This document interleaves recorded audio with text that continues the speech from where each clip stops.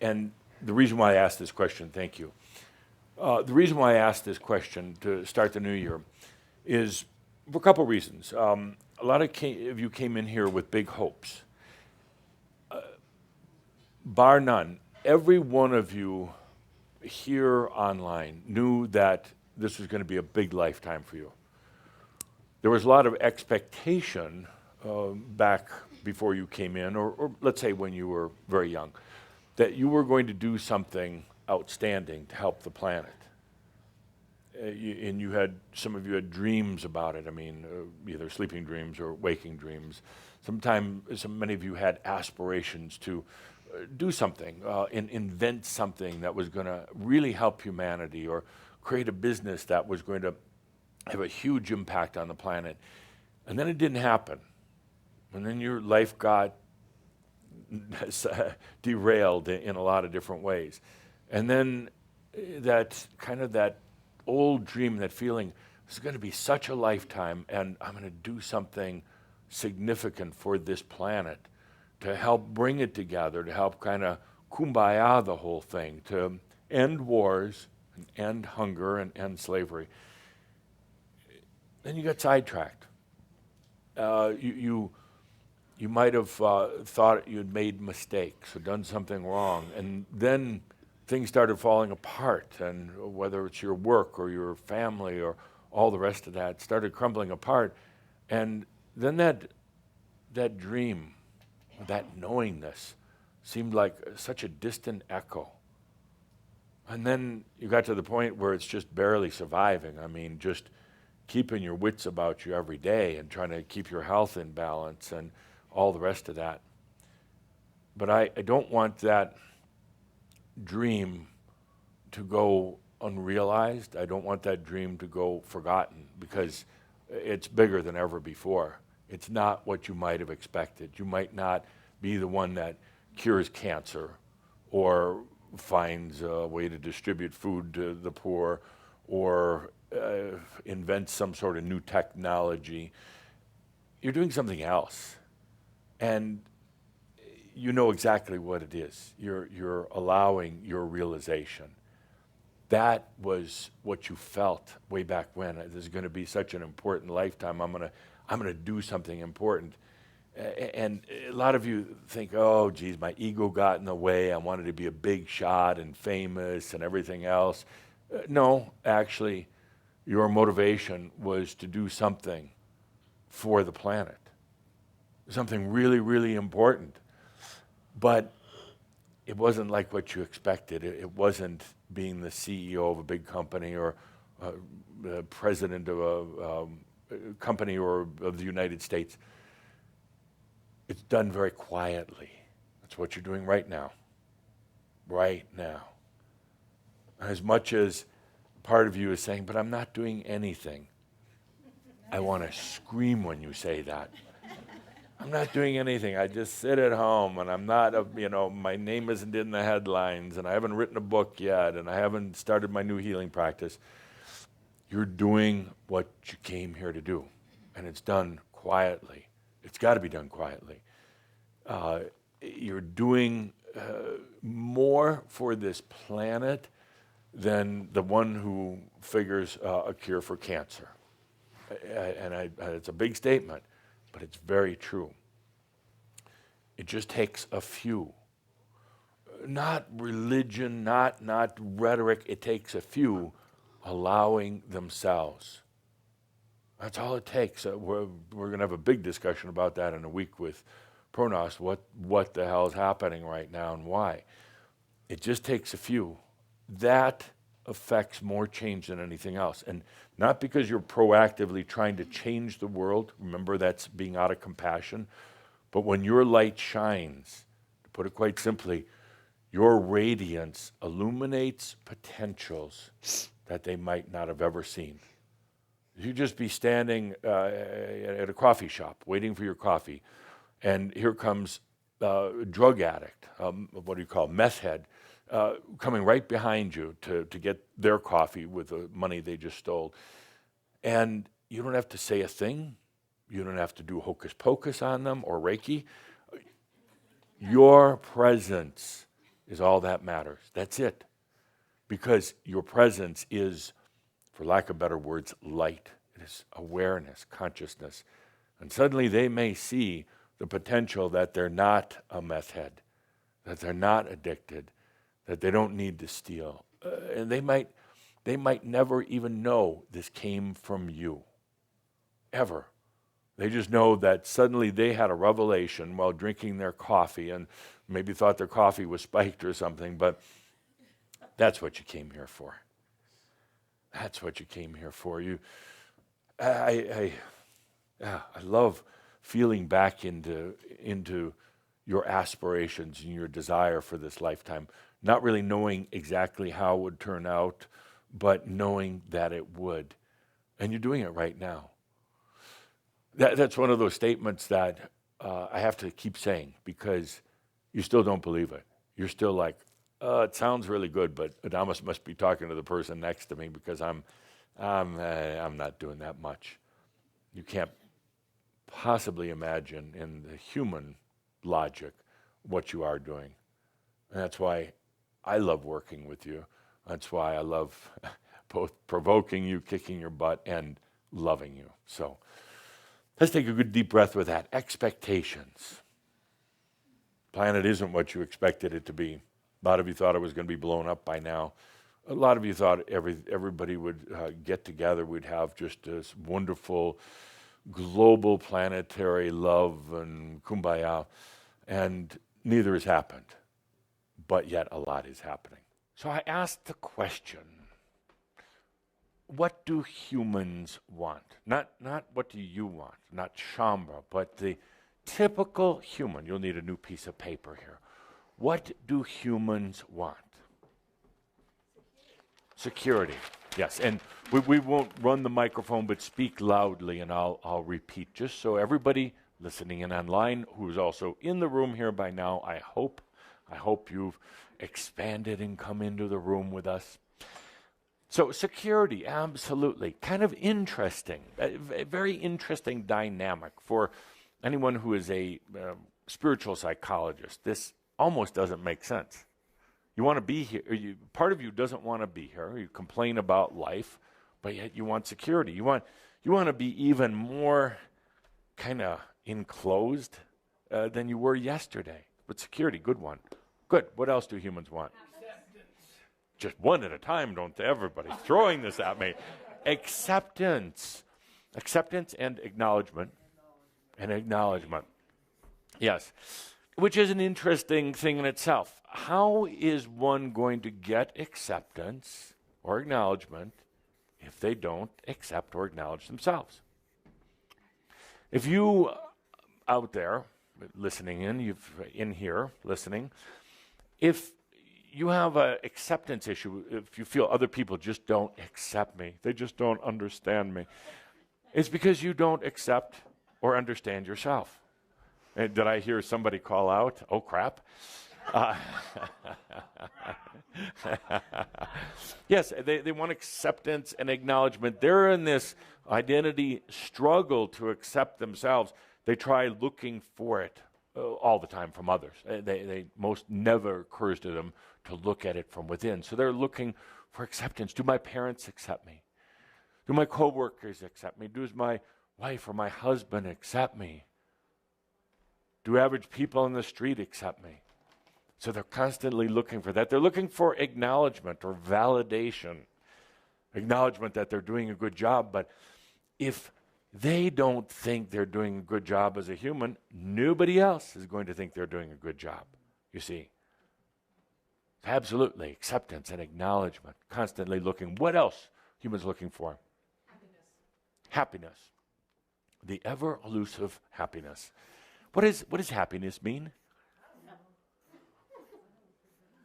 What does happiness mean?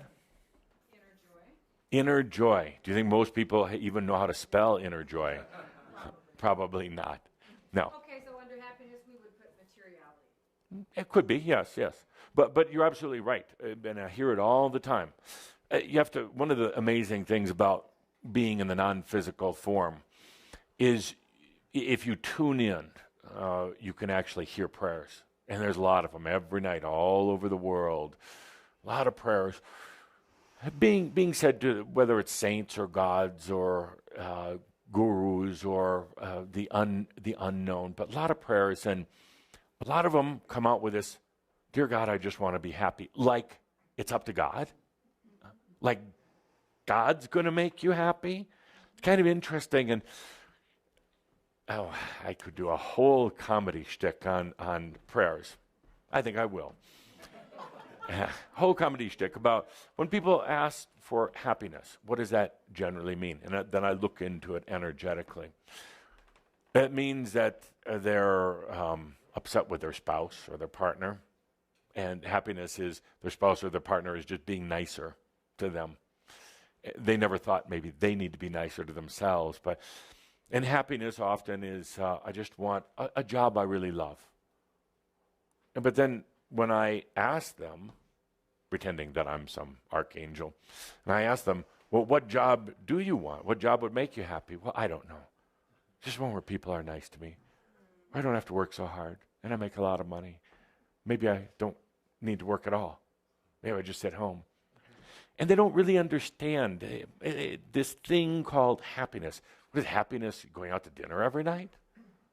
But then you get fat, and then you're not happy with yourself. This whole thing of happiness is kind of like a very neutral statement or undefined statement. I want to be happy. I guess what it really means is they're not happy. There's something unfulfilled, incomplete. They're looking for something, but they have no idea what it is that they want. So it becomes a kind of an interesting game. And I hope I'm not being too crass here. Go ahead. But I'm trying to be clear, I guess. Clear. But it becomes an interesting game of elusive happiness. Always out there somewhere. Never here. Always out there. I would be happy if my kids were smarter. I'd be happy if I was a little younger. If I didn't have these physical problems. If I hadn't had such bad parents who gave me such uninteresting physical looks. You see, it truly becomes a game. Great. What else are humans looking for? Love. Love. Go ahead. What is love?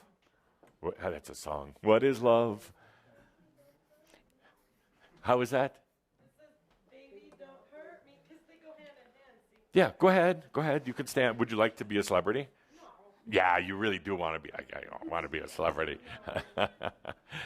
So what is love? That's an interesting thing. I contend that the mass consciousness belief about love is generally kind of warped, because love is generally associated with parents who abused you. Not everybody, but a lot, most, vast majority.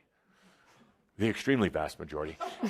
So how many of you had parents that says, I'm going to smack you now, or I'm going to deprive you of something, but it's because I love you? And that sets up kind of an interesting, energetic definition of love. How many online, I want to ask people here, how many online have been divorced? More than once, more than twice. Oh, keep going. Okay, more than 5 times. So you got married for love. Well, actually, you didn't at all. Most of you did not get married for love. It was karma. You've been together before. You had things to work out and experience together. So you came back together. You met each other. Oh, I know you. You must be my soulmate. No, you've just been together before. You had stuff to work out. Maybe you could do it this lifetime. True love will never be found in another person until you find it in yourself. Never have a partnership with anyone else that's healthy and balanced until you have it with yourself. Then every relationship will be different. They won't be feeding. They won't be used to balance your masculine or feminine side or balance whatever. You never select a partner again to complete something within yourself. So I hear out there somebody saying, but what about love for my dog or my cat? What about that kind of love? you're getting close because pets are basically extensions of you, kind of. Not you directly, because then you wouldn't like the pet so much, but they're kind of like your energy in that pet. And so it's actually part of the step or process in learning to love yourself.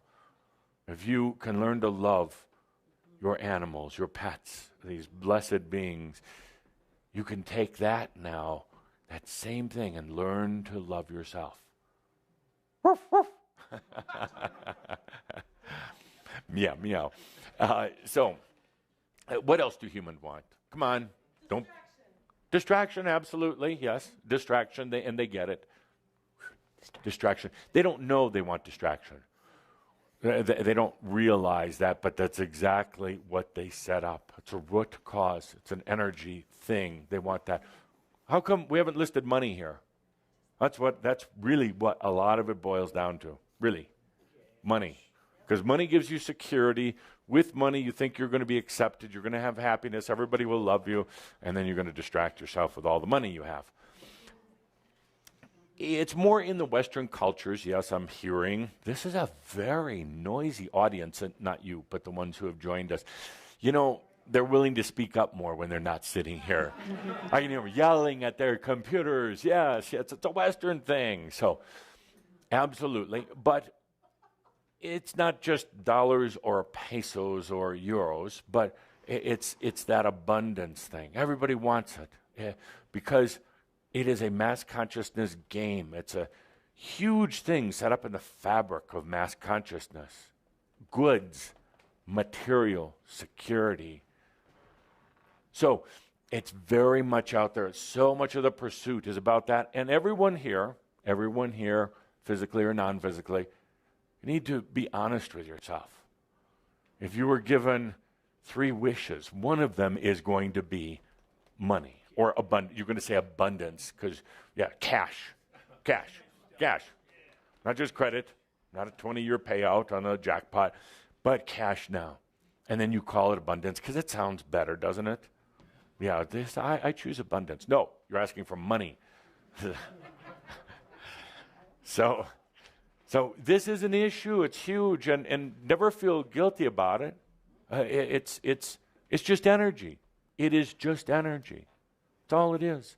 It's energy that is kind of at a lowest common denominator. Everyone's agreed that they're going to use this for trade, and believe it or not, this planet, I don't care what the politicians say, this planet will come down to a common currency. There still may be other sub-currencies, but sooner or later, it's going to. It only makes sense. Why would you have all sorts of different currencies that you have to convert when you travel, which is easy to do these days, and then you have to convert it, and somebody's making some money off the conversion. The money changers, you know how Yeshua felt about them. Table over. So you are going to come down with a single currency, maybe backed up or having more localized currencies as well. But sooner or later, and I know some of you, not some of you, but some people think that's some big plot for one world order. Yes, absolutely. What else? What else do humans want? Purpose. Absolutely. Thank you. Purpose. Why?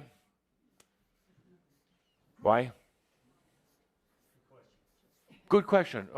Should be a relatively easy one. Why do humans want purpose? Gives them meaning to life. You know, it gives them meaning, and it's in a way it's this distraction. It can be wonderful, but it can also be a distraction. Somebody says, "I am an airline pilot," for instance. It's my purpose, or I am a spiritual healer or teacher. It's a purpose. Or that they are a banker or whatever it happens to be. It's a purpose, and it can also be a rut. But it makes them feel like they have something to do here on earth. How many, I don't need to see hands, but how many are like, well, I'm a parent. That's what I'm here for. Well, no, not really. Well, no, that's the most important thing to me in life is my children. Well, now, do you want that to be the most important thing to their children and to their children's children? So everybody, the whole purpose is just to have children and to pass this down. Isn't there a little bit higher purpose? Children are wonderful. It's a way of continuing and expanding. but not getting stuck. So humans cling to purpose. They cling to purpose. In the midst of the storm, they hang on to that purpose for dear life. They use to justify this life. They get to the other side, and I'll do a comedy show about that someday. Funny things that happen when people cross over to the other side. So often they say, I wasted my whole life on that. And oftentimes it wasn't even in joy. And they realize, put a lot of energy into something that wasn't really all that important. Okay, one or two more.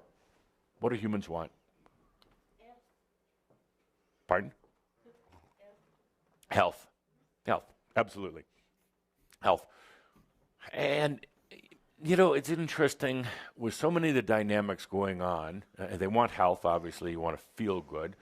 By the way, pain, which is really what they don't want, pain is absolutely from the mind. It's not in the body. Literally. Body doesn't know anything about pain. It's only the mind. So and that's not just an Adamus fact. That's also scientific fact. If I would stamp on David's foot here, even though he's wearing very heavy shoes, the pain isn't in his foot. It's in his mind. Humans don't want pain. They say they want health, but it's so elusive right now. It really is. I mean, humans seem to be getting more and more sicknesses, diseases. Part of it's because of mass consciousness. You throw it out there about cancer.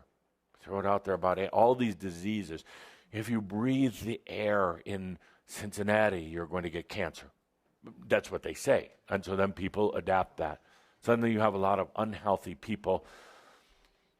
I'll wait for that statement. So, okay, next page, please.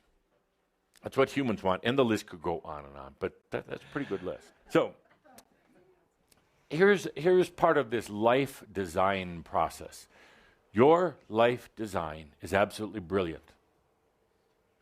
Saying, what? That's absolutely brilliant.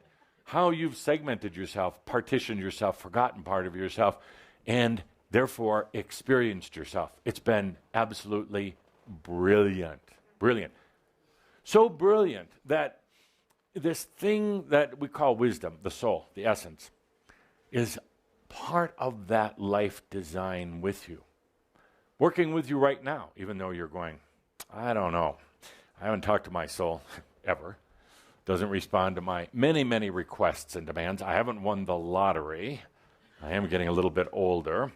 So I don't understand this whole soul thing. Look at the life design, and you're actually in cahoots with it. You're part of it. But there are elements that reach beyond what your consciousness is aware of, and that is a good thing. Thank God, that's a good thing.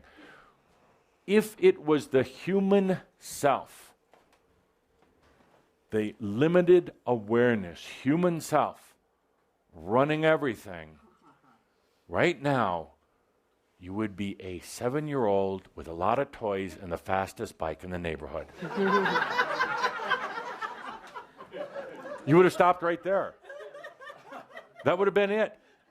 Because your human self controlling everything and said, that's it for a 7-year-old. Toys, Xbox, or whatever you call these things. No rules from the parents. Free run of the house. Parents actually serving you, waiting on you hand and foot, which is the way it is these days. Anyway, a fast bike better than anybody else's. Remember that when you were about that age?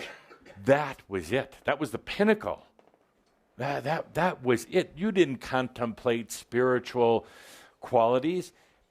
You didn't look at things like your life experience. You were very much in the moment, but very much in limited awareness. The good news is you have this life design plan going on with your wisdom. And your wisdom said, no, you're not going to have the fastest bike because it's not part of this beautiful plan. The life design that you are part of, you're not a puppet to it at all. You're a part of it. You're an active part. But that life design plan said, We're going to keep going. We're going to get into third grade and fourth grade and graduate, go to college. We're going to do all these things. Why? Part of the experience. Part of the grand experience of life. Part of sensuality. Also, part of life, an important part of life. Because this life, as Tobias said, is like no other. We're going to come back to this time and time again, and I'm going to call you on it during the year, but the fight is over. Whatever it is, health, relationships, self-loathing, self-doubt, food, any sort of addictions, and there are no addictions, it's all mental. Any sort of thing that you're struggling against with yourself, including the why haven't I achieved more in my life. I'm going to throw up if I ever see any of you thinking that, because you're looking at yourself through this little microscopic view. You're looking at yourself. You say, why? Other people have achieved more. Other people haven't come to this planet at one of the most beautiful but challenging times to be an embodied master. Is there anything grander? Well, just another degree is gonna be better than that? A little bit more money, a bigger house? I don't think so. So when you get into that fight with yourself about what you've accomplished, let it go. No more fights. Half of this sounds good. Oh, good. No more fights. Half of it is going to be very difficult because you're conditioned to the battle, the struggle. You're conditioned to holding back. You're conditioned to having these demons of doubt in your life, saying no more, stop doing that, you're a bad person, be nice. So it's going to feel very, very uncomfortable. Last month we talked about you being bringers of the new energy. It's actually a very impressive title. It's more impressive than even being a general in the army. It's actually more challenging than being a president of a corporation or a country. I would go so far as to say it is probably, if you took a list at the stress level of all the jobs that there are, I'd be at the top. Truly, they'd be at the top. You're not just making little changes, you're making huge changes, and you have to face yourself every day. Toughest thing a human will ever do. They find every reason in the world to fill their day with activities so they don't have to face themselves. You've chosen to face yourself. Toughest thing a human can do. So here you are, bringers of the new energy, whatever you want to call it, the soon-to-be enlightened, the ones who are bringing new energy to this planet, the ones, and Calder's questioning me if I'm just, fluffing you up a little bit. Absolutely not. That's why I said before, I'm surprised you're here. I mean, really, I'm surprised you're still here. I mean, I'm surprised you're still on this planet. It is stressful. It is so challenging. It's not incremental. It's not linear. It's mind-boggling what you're doing. So here you are, bringers of the new energy, liberators of yourself. How's it going? How's it going? And I asked the question, and there's not an Adamus answer to this, because I've already done it. I want you to hear yourselves, and I want others to hear you, because there's so many times where you're doubting, where you're wondering, is this real? Am I doing the right thing? Is this something am I just going a little crazy or really crazy? So by sharing and hearing others for a moment, you begin to understand the magnitude of what you're really doing. Yeah, some of you think, well, I'm just mid-level manager. We'll have private session. We'll correct that. But you think, I'm just this. I haven't done anything huge on my resume. No. You aren't just. You are absolutely amazing for what you're doing. You are going through everything. You are going back through everything. Even before you were even on this planet, you're going back through it, rebalancing the energies, releasing and freeing energies in consciousness. What you're going through right now is absolutely unprecedented, and I do wish you'd give yourself credit for it. It has nothing to do with your everyday job. That's just a disguise. It's just a distraction. It's about the movements in consciousness you're making for yourself, but it's affecting this entire planet. Oh, and more than that, it's affecting this entire universe. It's infecting all of creation. So, it was just a time to smile. But, my dear friends, it's both. It's this openness to the transformation that occurs. And I'm going to talk more about that in just a moment. But the transformation is absolutely brutal and thorough. Brutal in a way that sometimes you wished you had died in the middle of the night without pain. Brutal, it comes over every part of you. Enlightenment isn't about just having a little better human life, but enlightenment will get you a better human life. But you can't put the better human life first, but so many on the spiritual path actually do. So many who I've worked with in the past, in the mystery schools, ones who have been my students, and even the ones who have allowed their enlightenment, have said that it was all about the enlightenment.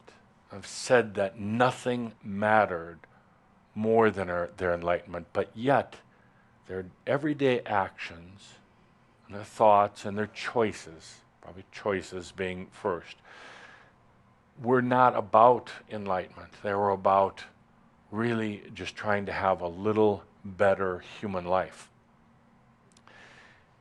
And this sets up a tremendous conflict, a huge conflict that each and every one of you are facing in your everyday lives. You say you want enlightenment. Most of you don't even know what enlightenment is. Not from up here, but you know it from in here. But you say you want enlightenment. But yet the day-to-day actions and choices are really about just a little better human life. You feel it so deeply, this thing called enlightenment, but you sell out so easily for this thing called a little better human life. Every one of you knows exactly what I'm talking about. Every one of you knows the contradiction that you live within. No doubt. Today we're here to let it be okay to have that contradiction. It's natural. No sense in trying to fight it anymore. Tell yourself that you're doing a bad job with this thing called enlightenment. Wonder where you're going to get the next new message that's going to put it all together. My dear friends, it's natural. This whole conflict between a better human life and true enlightenment, the whole conflict between what is happening for each and every one of you, a transformation of the truest and the deepest sense. It is happening for every one of you here, watching online, watching later, no doubt about it. And also this tendency to sell out to a better human life. So today, one of the things I'm asking of each and every one of you is to be okay with that. To be absolutely, perfectly okay with that. This thing of enlightenment, as good as it sounds, is so brutal, so unforgiving in every way. The moment that you have the realization of your awakening, the moment that all that whole transformation and realization starts, it will go in to every part of you, uncover every deception, every macchio, every limitation, every thing that is held in an unnatural state of consciousness. You're going to resist it. You're going to hold on to things. You're going to say that you're spiritual, think that you're spiritual, and it's going to come along and show you in the most brutal way that you're not. Because spiritual itself is one of the very things that will keep you from enlightenment. Absolutely. This thing of enlightenment, it doesn't define itself, it doesn't know itself as being brutal. It knows itself as being compassionate. It knows itself, this enlightenment, this realization, it knows itself of cleansing all that dirt and grease and tar and accumulated junk from your life. And there's that part of you that's going to try to hold on to it. That part of you that's going to try for a better human life. That part of you that at one point is saying, I want enlightenment, I'll die for enlightenment, but the other part is clinging on to an identity that is not real. Not real meaning that it's false. Not false, it's limited. It's not real because it's not the whole thing. It's not real when you're just trying to focus on happy spiritual times, on joy and peace to the world, because it's not the whole thing. The whole thing is also the agony and the profundity and the pain and the realization and the nothingness all at the same time. And the enlightenment, the I amness, this wave of, it's actually wave after wave of enlightenment that comes in, is going to keep coming in. It's going to keep in an unrelenting way until you are released from the limitations of consciousness. Yeah, well, you say that now, all right, but there are many, many, many facets of yourself and expressions of yourself which are here right now, which go far beyond anything that the human mind could even imagine. So you don't try to, you simply allow.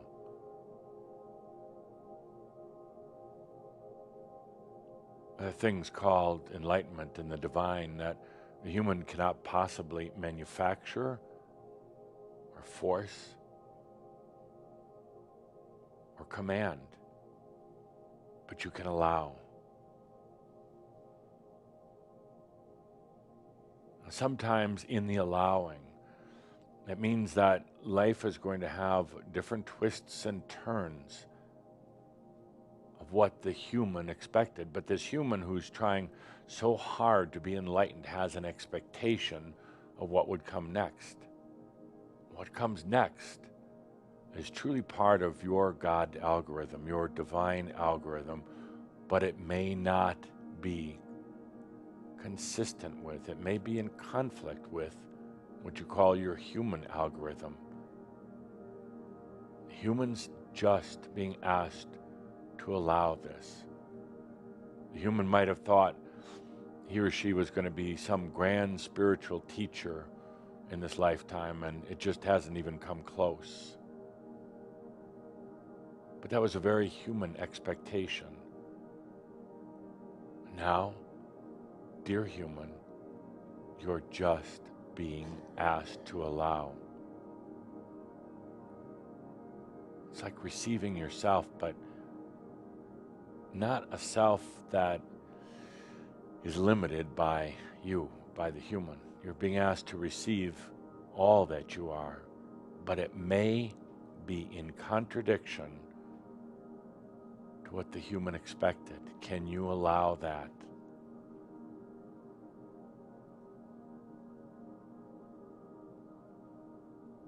Can you allow that there might be a lot more than just trying to sand off the fine edges of your human life to make it a little bit more cushy? And that other things are happening right now.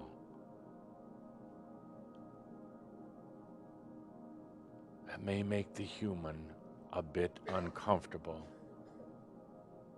What are you going to put on your business card? Hi, everybody. You sort of just said it. Allowing my sovereignty and freedom, in parentheses right underneath, scared shitless all the way. So it's the breath, it's the... Allowing sovereignty, parentheses, scared and excited. Yes, and excited. I like Thank to you. refine two things. Thank you. Scared and excited, Take sure. the And you shitless all part should out. be. Yeah, you should be. And that's actually kind of fun. It's most humans are bored, and most of you are not. That's a good thing. Scared, what did you call it? Scared shitless. Yeah, okay. All the way. I wanted you to say that bad word, not me. Scared, but excited. It's very exciting. You know, what if, just imagine for a moment, what if you woke up tomorrow morning and suddenly it's like all of this that you've been doing these years in your own sovereignty allowing, let's say suddenly they were taken away from you and you had to go back to regular life. I'm at the point right now where I have that choice. I'm going on, and it's very To scary. my side? No, I'll stay here. Yeah, Just yeah. another part of the country. Okay, another part of but the country. Okay. But the thought of staying here, which I've thought of a few times, it's just like Could I couldn't stay here. offer something Please. as you are about to embark on a journey? You will go on the journey. There are going to be some unexpected twists and turns. Be good with it. Just be good with it. It may not be what you expect, but it's going to be grander. So don't get all in a tiz and call me late at night. Don't get my shorts in a wad and go, Adamus, where are you? What are you? Thank you. I'll just be smiling. Thank you. Yeah, but it's Thank all, you know, sometimes there's an expectation that the humans have the way things should be. And a lot of times they don't turn out that way. But they forget to open their eyes and say, but actually this turned out a lot better. A lot better. Whew. Thank Exciting. goodness I didn't listen to just the limited human self.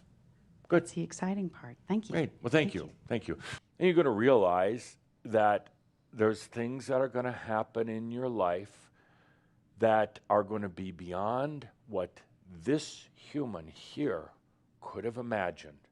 Because I got to tell you right now, as we get into this new series, you're really limited in what you imagine for yourself.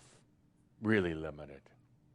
It's kind of like being given if you're an artist, being given a whole studio filled with canvases and paintbrushes and acrylics or oils and welding equipment and anything to compose artwork.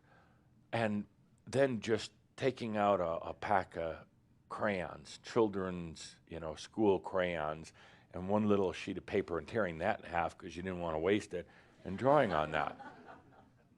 And that's what you're going to come to realize, that the dreams of the human were so limited, so very limited. And I understand why the human dreams, but really they're failure dreams. They really are. I mean, not that you're dreaming of failure, but you do. But you dream something so human, and then it doesn't work out. And then slowly, over time, you stop dreaming. Slowly, you withhold on the dreams because it's like, oh, that didn't work out. I was such a fool. No, it wasn't that you were a fool. It's actually that you didn't dream beyond the human. You didn't open to the dreams of the I am. And once you do that, once we walk on beyond the human limitations and dreams, we walk on into the powerless life, all those things are just there, the jobs, the money, and you realize with a big laugh, why was I so focused on that when it's just here? It's not magic. We're going to go into the physics this year, explain why it's not magic. It is just consciousness. That's all. That's all. The human might get a little upset about this. Yeah. Yeah, for the first time, right? I've said before that you don't really have a destiny. And I loved astrology. I studied it for many, many lifetimes. I loved it. But it's the first time ever publicly admitting this, but I finally threw out all the books, threw them out, got rid of everything about astrology because I got very frustrated after studying it deeply for many lifetimes. I got very frustrated because it didn't explain everything. It wasn't a nice, neat, easy, clean mathematical equation. And I kept on finding things that were wrong with it. Why doesn't this work? If you're a Pisces or you're a Cancer and you're born on these dates, and I'd do all the charts and everything back then. We didn't have your fancy computers. I'd have to do it by hand. I'd do all the charts, and it still didn't make sense. So I finally had to throw them all out. I got sick and tired of it. You know how some of you, perhaps if you're golfers, you golf all your life, and one day you just get so frustrated you take that bag of clubs and throw it into the pond and say, never again, I'm tired of chasing the stupid ball. It was kind of one of those moments, done with astrology. I realized later, for a lot of reasons, is that, first of all, astrology doesn't take into account a lot of things, like past lives. Astrology doesn't take into account points of separation. The awakening, for instance. You really have to factor that in because it changes everything. And astrology doesn't take into account hidden potentials, potentials that are behind the stars, so to speak, that could come out with just a little moving, a little shaking. But astrology also bothered me because many people believed, as I did for a while, that there was a star destiny, that you were destined to certain things based on the stars, based on your birth date and everything else. I actually realized pretty quick that it wasn't a firm destiny, but it was too firm for my taste. Why should one be born under the influence of stars? And I know some of you astrologers out there are screaming right now, but get over astrology. I did. Drop it. I realized that it confined a person, particularly if they really believed in it. And they thought, these are the tools that I have. This is what's going to happen to me in my lifetime. This is what I'm destined to do. So a couple of years ago, I said, there is no destiny. There's no destiny. There's no stars that are... You're all the signs and many other signs. They talk about 12 signs of astrology. I discovered, wasn't published ever, but I discovered there was actually 144 and probably many beyond that, astrology. So I didn't like the concept that a person was destined. And I know some of you are thinking, well, no, they're just influences. Yeah, but people who really study their own astrology or look at their own astrology then take it as a destiny. I said, there's no destiny. You're free. You are free beings to choose whatever you want. But there's one thing I left out. There's one exception, well, actually 1.5 exceptions to that. And that's one of the things I'd like to talk about today, a soul destiny. And it's not so bad. Some of you are like really feeling anxious and like a soul destiny. Let's start with the premise that you came to this planet, you took on a lot of lifetimes, the human took on a lot of lifetimes of experience. You finally got to the point, maybe it was last lifetime, probably, some of you this lifetime, but you got to the point and said, no more. That's it. I've experienced what there is to experience. I have gone through love and I've gone through hate. I've been a pauper. I've been a prophet. Isn't there a song about that? I've been all these things, and I've had it. Most of the time when you said that, it was kind of in disgust. It wasn't like a feeling of bliss and fulfillment. It was like, this is it. This planet sucks. I don't want to be here anymore. That's set up this lifetime. Changed the dynamics for when you would come in, the family, the path that you would take, and everything else. Some of you actually didn't hit that point of disgust until this lifetime, maybe when you're in your late teens, early adulthood, or whenever. And he said, "That's it. I'm done. I'm done." That was the human calling out to the master and to spirit, although they didn't realize it at the time, calling out and saying, "Fine, I'm off of this." And you have every right. The human has every right to say, "I'm done with this," because the master and the I am would never say, "No, you got to go back for more." It's up to the human to say, "I'm done." That began the awakening. And it was, in a way, for many of you, you in your awakening, you felt this tremendous kind of release and relief because you're done. That's it. Now all you have to do is pack up your belongings and walk out the door. Kind of. Then you start this whole path into what I call mastery. It's the allowing of the wisdom. You're done, but before you leave, you got to allow in the wisdom, the master. Part of you, you're kind of in a conflict because part of you is like, I just want to get out of here. And I just want to go back into my sovereign domain.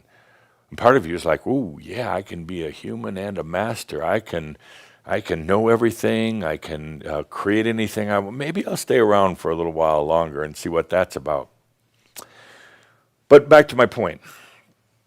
You've never had destiny before. However, in this whole time from awakening into mastery, there is a destiny. There's a destiny. The destiny comes in several different ways, but first, the moment you say, "I'm done," the human, hear me, master, I am, the human is done with all this. The moment you say that, you are actualized. Actualized meaning it is done. All the integration, all the enlightenment, all the realization, you are actualized. Meaning that the moment you say that, there occurs in what I would call the potential. You would probably call it the future. But it is already done. It's there. So you are done with all of your lifetimes. You are actualized at that point. You are actually enlightened. Tobias said it way back, I think in your second or third series with him. He said, "You've already ascended. Now you just find out what it's like to get there." And to many, it's still an intellectual concept, but it's very, very true. You're already ascended. So that's done. There's nothing else you need to do. But the funny thing is that the human keeps thinking there's something else to do, that you haven't learned something, that there's a lesson, that there's a secret key that you have to find. None at all. None at all. So it's actualized, but you haven't actually realized it yet. In other words, you're still the human, still trying to do enlightenment, still trying to plan it and create it and guide it and manage it and everything else. You're gonna laugh at yourself one day, if not today, and say, "I just needed to get out of the way and allow it." But the human almost can't help themselves, so they have to keep working at it. And you do. I'm seeing these new, it's kind of a new phenomenon. It's called allowing mantras. I'm seeing Schomburg go to bed at night. I allow, I allow, I allow. Like looking at him, going, "You're not allowing. Your sphincter is tight. You're back to your sphincter is tight. You're back to praying. You're back to all the rest of that. Just allow. You know how easy allowing is? Just allow. That's it. Jeez. There's a certain destiny that takes place, though. And I really didn't want to talk about it till now because you'd have gotten really upset with me about it or misunderstood it. But there's a beautiful destiny that takes place. The moment you say, I'm done, last lifetime, and you go from awakening into mastery. The destiny now is that the master starts to come in. And the master, of course, I call it the master, but it's really wisdom. That's all it is. Wisdom of all the lifetimes and this. The master comes in and, in a sense, guides your life. In a way. The master comes in and will not allow things in your life that the human might have done. You see, the human so often is, their life is based on needs and wants. The human life is based on ego and identity. The human life is based on things like, I got to get a better paying job, I got to look younger, I got to do human things. And the master doesn't care right now. The master is blind. The master doesn't care. But the master comes in now in a way to form your destiny. You are going to make it into realization because you've opened. You've said, done with human lives, allowing to a degree of the master comes in. It's frustrating to the human at times because there's things you plan, you think are going to happen. There's things that the human says it needs, money, a partner, more energy. No, you don't need more energy. Well, not whatsoever. You just need to be more efficient with what you have. So the human would get into this whole thing now in planning and doing their life, and the master just, I don't want to say isn't going to allow it. The master plays interference and keeps that human from distracting itself during this time of going into mastery. That's why sometimes the things that the human wants don't work out. That's why the human gets very frustrated. Why isn't this working? I thought I was a creator. Not right now. I mean, you are, but right now, you put it out there. You made a choice to go into realization. And in a way, you could say you've signed an agreement with the master, with your wisdom, saying that you're going to let that master keep you from just going totally human right now. This is a very delicate time, very, very delicate. And it's a time where just a little bit of Makyo can throw you way off the path. This is the time where the human starts to scream. What about this? What about that? I'm feeling awful. I don't know what to do. The master is not going to let you get distracted right now in a bad relationship or a bad job or any of that. So there is a destiny. It was one of the levels I was wondering if somebody would be aware of right now. I feel like almost like a magnet pulling me. I feel like that, there's something else controlling all of this, making all this happen. I don't know what it is or where it's coming from, but I feel that, and in a way I really like it, but in another way, damn it, it's interfering with my freedom. It's infringing on my freedom. Absolutely, it is, because you gave it permission. And by the way, that was a one-way permission. You cannot take it back. No, you can't. You can't say one day that you're going to give this permission, your last lifetime, give this permission for the master to really kind of guide your life right now. I mean, the master's not going to come in and give you money or anything like that, but the master will make sure you don't go off on these rabbit trails. You don't go off into some huge distraction. It's actually pretty beautiful when you think about it, when you feel into it. So there is a destiny that's occurring right now in a very beautiful way.